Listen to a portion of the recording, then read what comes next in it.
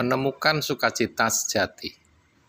Bersukacitalah senantiasa, tetaplah berdoa, mengucap syukurlah dalam segala hal, sebab itulah yang dikehendaki Allah di dalam Kristus Yesus bagi kamu. 1 Tesalonika 5 ayat 16-18. Sebagai orang Kristen, kita sering diingatkan untuk tetap bersukacita di tengah pencobaan. Kita diharapkan untuk merasa baik-baik saja dan tetap tersenyum ketika hidup terasa menyakitkan. Namun, mari kita jujur, tentu sulit untuk merasa senang atas beban yang Anda tanggung sebagai seorang yang merawat orang lain. Saat Anda merasa sudah habis-habisan, terkuras oleh kesibukan Anda, dan frustrasi karena banyaknya tuntutan di sekeliling Anda, tentu sulit bahkan untuk tersenyum, apalagi untuk merasa sukacita. Namun, itu semua bukanlah arti sukacita.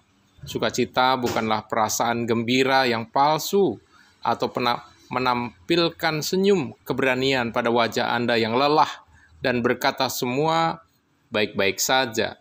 Sukacita berarti mempercayai Allah dan rencananya yang agung dan mulia, karena tahu bahwa itu semua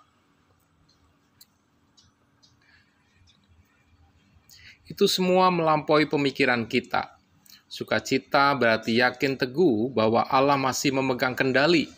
Sukacita adalah kepastian bahwa setelah melakukan segala yang kita bisa, kita dapat mempercayakan hasilnya kepada kedaulatan Allah. Keyakinan semacam itu tidak tercipta dari kekuatan kita sendiri, melainkan hasil dari pilihan yang kita ambil. Dalam perjalanan kita merawat orang lain, kita perlu memilih untuk bersukacita. Namun, bagaimana kita dapat melakukannya? Bagaimana kita dapat memilih sukacita yang mengalir dengan leluasa ke dalam dan melalui hidup kita?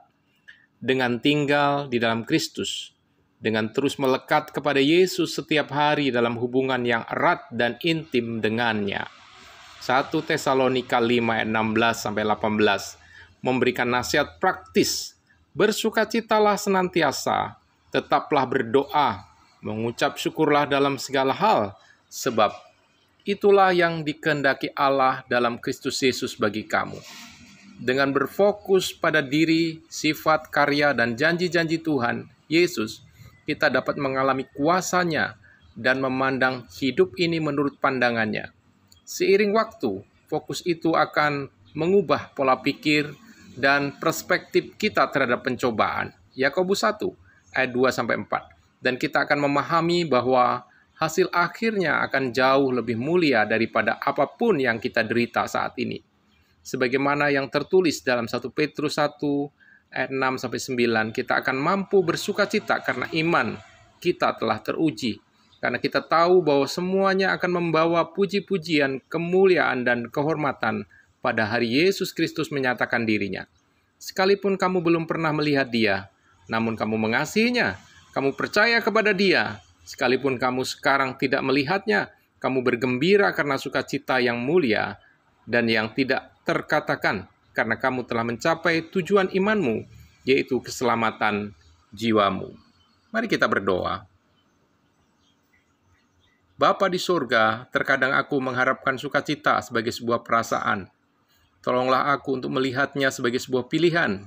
Hari ini aku memilih bersukacita di tengah keadaanku. Engkau telah memilih dan menebusku, memahkotaiku dengan kasih sayang dan rahmat, dan hatiku melimpah dengan sukacita karena kasih-Mu yang besar kepadaku, kepada orang-orang yang kukasihi, dan kepada dunia yang telah dirusak dosa ini. Amin. Tuhan Yesus memberkati kita semua.